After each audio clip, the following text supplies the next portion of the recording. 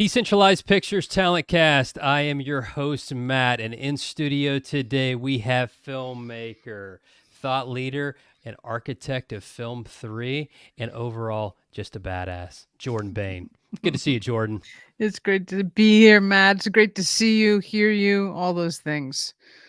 Excellent, excellent. Well, I know anybody that's touched Film 3 is very much aware of the squad of Jordan Bayne, but I'd like to think that we're still kind of a growing community. We are still advancing the Film 3 world. So tell us a little bit about yourself and your background. Sure. I will do my best to keep this succinct. It feels like a marathon. I started out as an actor, and while I was going up for lots of actually really incredible roles, I found that they were not writing women the way I was experiencing them in my life was super complex and dynamic. And so I decided I was going to start to write those roles for myself. And then I realized that as I was writing them, I really wanted to direct them. And thus I became a director with an entirely Pollyanna view on life. It didn't matter how many rejections I had as an actor. I was like, "Woo! I'm going to be a director now. And I'm going to make films." And uh, come to find out that it's also super difficult, especially as a woman, to break out of some of the systemic issues that we face. And but I was very fortunate to um, be able to spin up a couple of shorts, and one of them, "The Sea Is All I Know," was an Oscar contender, starred an Mm-hmm. Oscar winner, Melissa Leo, and then one of the greatest, I would say, him as a character actor, Peter Garrity from The Wire and many other things. I had just truly the great fortune to be able to work with that caliber of talent, and when you do that, you that's what you wanna continue to do. And so as I started to sort of go on the journey of making a feature film after taking, that short, I think, pretty far, becoming an Oscar contender as a short film, there's not much more you can do than, like, be an Irish Goodbye and actually win it. But, Yeah. um but, truthfully, it became, really evident that there was more at play than just a great story and getting great actors attached, or, getting financing. It's a real miracle to get a film made. And so at some point, I was introduced to crypto, and I ignored it, and then I got into it in 2015, And and then then there's no turning back once you get into it. no, no. I mean, the importance, as an artist, I think, for self-sovereignty is something I really understood.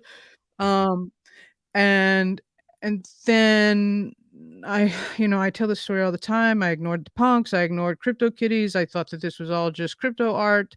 And so by the time that NFTs started to or crypto art started to be known as NFTs, my brother and I had a conversation December 2020, and I started to sort of put some things together, and I realized that this could be a real revolution for first creators. That was sort of my thought, the idea of provenance and ownership and Mm-hmm. these super important and royalties secondary. And I just thought there's a new way possibly for us to generate some sort of sustainable living as artists, especially as indie filmmakers.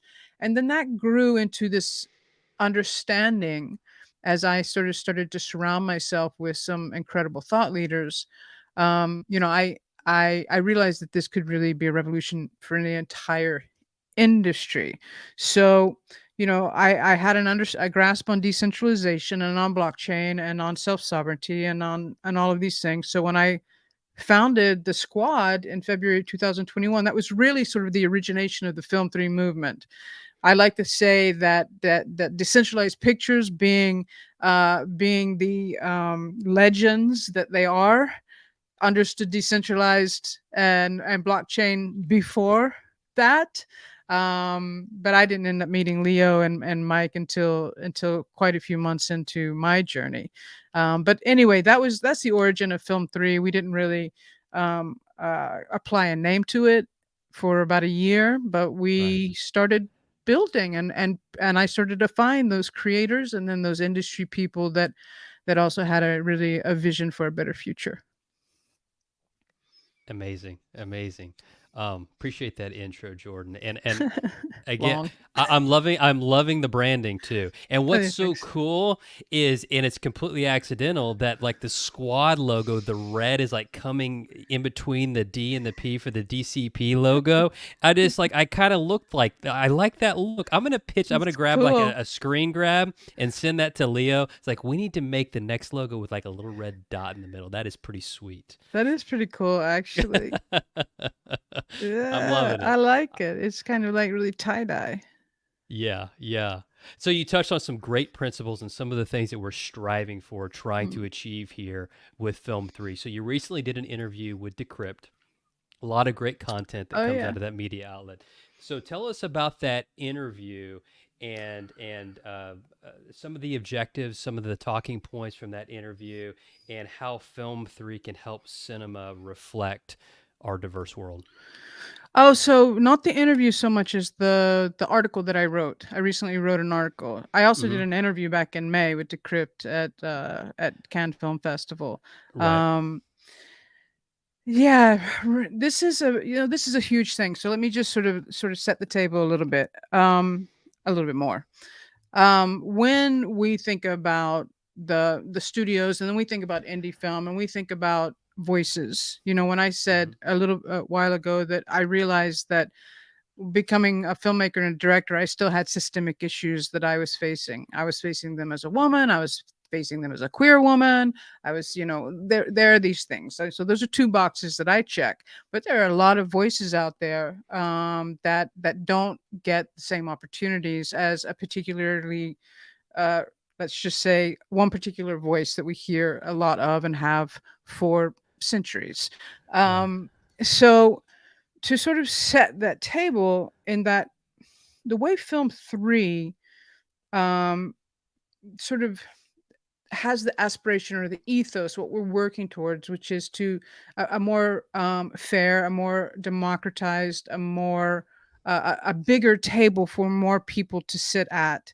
And that's my whole thing. If we're just going to build a table and I'm just going to keep building the biggest table in the world and let people come sit down at the table rather than Mm-hmm. saying, oh, there's no room for you or there's no Right. audience for you, which is what it's the gatekeepers typically say. Right. So if you are um, a woman or a person of color, or you have a different religious background, you're often a marginalized voice or an oppressed voice or an underrepresented community. So where Film 3 comes in is in a lot of ways. Look, if you are able to hold on to your IP, and if you are able to find your community and be a creator led community and become your own studio. Now, this is a Mm-hmm. really scaled down version of what Tyler Perry did. Tyler Perry never took VC money because he understood the power of the black dollar. And he talks about this a lot. So when he wanted to build a studio so that they could represent their voices in film and television. So it was not, it was not, and I'm just going to say it straight up. It was not Green Book. It was not Green Book about a black man's journey through a white man's eyes. Instead, we're looking at, and it's important, I think, to understand that we need to be able to culturally hear and see stories from the gaze of the actual culture and the people who Mm-hmm. have from that lived experience. So whether that's a someone from the Muslim religion or from Islam who's Muslim, wanting to tell their story rather than constantly being represented as terrorists, or whether that is a queer person wanting to tell their story, or whether it's a black person or a woman. There are so many stories out there, and I Mm-hmm. guess that the ultimate point is that if you can find your tribe will become your amplifier. They will become so they're your marketing. They're your built-in tribe, right? Your studio. They financed you through an NFT, and then they became your amplifier in your marketing situation, and then in the end, they become your audience because they see themselves and they see that they belong. and I think belonging is the key to what Film 3 is as an ethos. I could keep going on about this, but I think I shared enough of it to give an understanding of why I think Film 3 is so powerful and the way we approach things differently.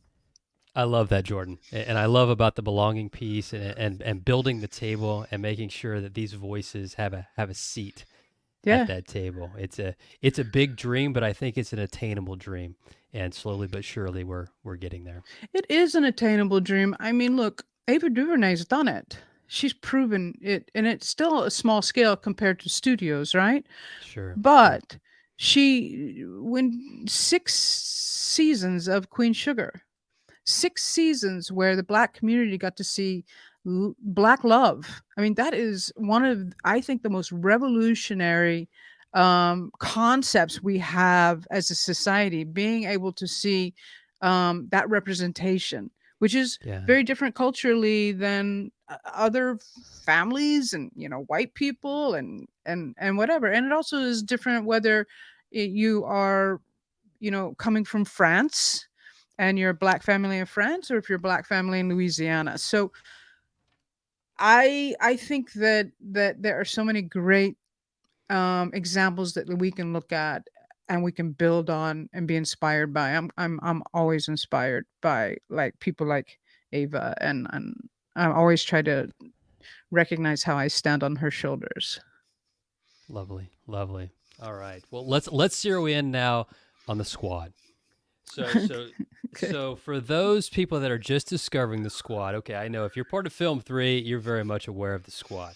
So for those that are just discovering the squad, and just on your Twitter or now X site, it's described as a media creative collective. What does Mm. the squad aim to achieve?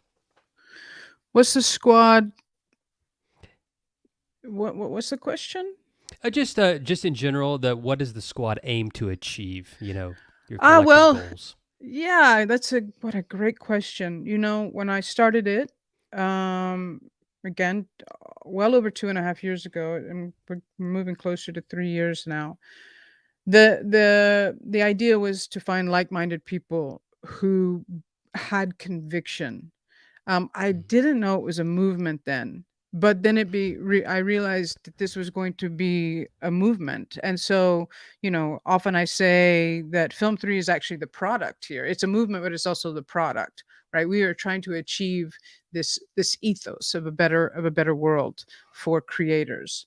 What we've done um, is for the first year and a half, I started out with a well, it was a Clubhouse show, then became a Twitter show.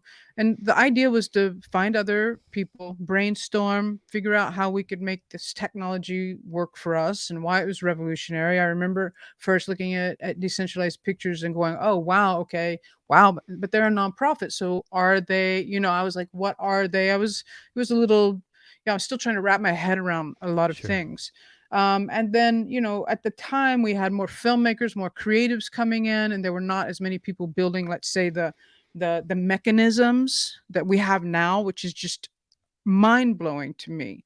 Hmm. That I have literally gone from just talking file sizes and amplifying creators. So, like, we started with David Bianchi, I think was the very first creator we Yeah. amplified. And, so it was once a week, and we would amplify creators, or we would look for people, we would brainstorm, people would come in, we would talk about how does this technology, how's it going to work for us. We'd meet someone else like Ian Grant, and, he was trying to figure it out, and now he's got greenlit protocol, and he's been developing this whole thing. So, it's pretty extraordinary to watch all of these people coming in, people grabbing onto the idea of creator-led communities, which is what we are, because I'm a creator and I've been leading this community, Hmm. and then to go and create their own communities, right, and to build projects and things like that. So what we've done basically is try to support and amplify and be a foundation for everyone to come in and be educated. At this point, we've done well over 500 shows. We do 4 shows a week. Yeah. Um, You guys are and busy. we are busy. And then after that, we realized we were in a bubble. And I started to tell people a while ago to start to diversify their socials, is the way I called it, because once there was sort of this takeover of Twitter, it became really apparent that a lot of us had spent an enormous amount of time building community there, and what was going to happen, right? That's the whole problem, right, with Web 2 anyway, and why we're all in Web 3. So Mhm. um, now I have the podcast. So we wanted to expand out and try to continue to educate people, but also we do real life events. I've thrown events at the Cannes Film Festival. I've thrown events at the Film3 Summit, which is coming up. Um, and to continue to provide utility, we've given 2 grants. We have money on a 3rd grant. We haven't opened that grant up yet. And we do all of this without having a treasury or VC backed Wow. money. Yeah. Yeah. Incredible. And Yeah. and you're Well, just at the beginning too. for I bet you real. it's exciting to think like 5, 10 years from now, like what this thing could be. Man, I honestly, uh, I am blown away by the mechanisms that are built right now. You've got Decentralized Pictures that I'm always joking is throwing money at creators, and I'm like, where, why aren't more creators, coming in? And I think that we're all trying to sort of solve this. You've got Bingeable that's coming in with an incredible marketing and distribution Right. platform that bridges legacy Hollywood and Film 3 or Web 3. So it's something that can work with a lot of different production companies. You have Video Mart. I mean, there's a lot of different people that have come in now that are building very like things, like solid things that will help creators build out this new entertainment alternative. I mean, we call it Film 3, but really it encompasses all of entertainment, all the different aspects. And so if you are a creator, let's say you're uh well, you're like Luis from Colombia. I mean, he's a perfect example. Yeah. He came into the squad, and he started hosting one of the squad shows, and then he asked me about like doing Elena as like Yeah. NFTs, and we discussed the price point, and he sold those, and then he just kept building. And from Right. there, he's won almost every decentralized picture I know. award. I mean, but He's killing it. he's a perfect example of what can happen to someone who understands this opportunity and what Film 3 is and community. He's a great leader. Great leader. He is. He is. Yeah, and I love those wing things. I mean, all of his work is amazing, but it's just like it's incredible. And Yeah. there's so much talent. I mean, he's a great example, but there's so much talent in this space, Mhm. and it's great to see all of these different organizations. And I really feel like it's one fight. That if one wins, we all win. All boats will rise, and Okay. so Absolutely. it's a great thing. Great thing happening. 100%. So let's talk about the timing of this interview is perfect, and I'm going to make sure this thing goes out in far in advance, or at least a couple weeks in advance of the It's 2 Film weeks. 3 Summit. Two In weeks, like I 2 know, we got weeks 2 weeks to tomorrow. work with. Woo! Yeah, and I know you're going crazy right now. A Well, lot of things happening in the background. So this will be the second annual Film 3 Summit. I was there myself last year. Just yeah. an incredible event. So what's in store for us in year two? What can the Wow. audience expect, and how can people attend? I'm pretty excited. Decentralized Pictures, by the way, is a sponsor for the second time this year. Actually, I think this is the fifth time they've sponsored one of our events, which is great. They're great partners. This year, last year, by the way, we all know it was just an incredible, overwhelming experience. I think this year we are. In many ways, we have seen the community grow so much and so many incredible projects. So we announced yesterday, yeah, yesterday, yesterday, that on the Friday night opening night film is going to be a Film 3 project. It's going to be the work in progress rough cut of Raymar, Very which cool. is it's really really really cool. It's a And project isn't that there a trailer out there right now there on this on is the squad? Okay, so go to your to the squad. X or Yeah, yeah, the squad. Twitter. Check it out. It's out there. Yep. It's awesome. It's a beautiful teaser trailer. And then we've just confirmed Rachel Winter for the summit. She is the fireside chat on the opening night. Now Rachel is an Oscar-winning producer for Dallas Buyers Club. She also produced a really cool uh, movie on television about LeBron James and his, growing up, coming up. Um, and we also have Miguel Faust. So he is the winner of the Andrews Bernard Sure. Award, and Steven Soderbergh is presenting his film Calladita. And we just announced that he is world premiering at the Tallinn Black Nights Festival. So Hmm. he's coming in. We're doing a fireside with him and Leo Cool. Matchett from Decentralized Pictures. We're doing a fireside with them to talk about the financing and just basically the process. Um, so having the first European film ever funded by an NFT strategy as a fireside chat is, I think, really not only inspiring but is very educational. And what else? We've got some really cool. Oh, we've got a really cool workshop. This guy named Sutu Eats Flies, and that's on Saturday. And he is an absolute genius when it comes to VR and AR. Hmm. And so he's going to be doing something really special on Saturday. So we've got a lot of really fun things lined up. And then we also have a second event. If you remember, we launched with Theta. If you don't know who Theta is, it's a blockchain. A layer one blockchain.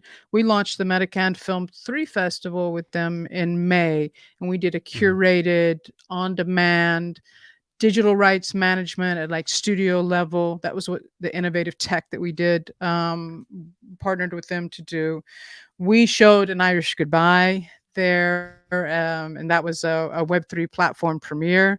And this time we have the Meta Film 3 Fest that we're offering.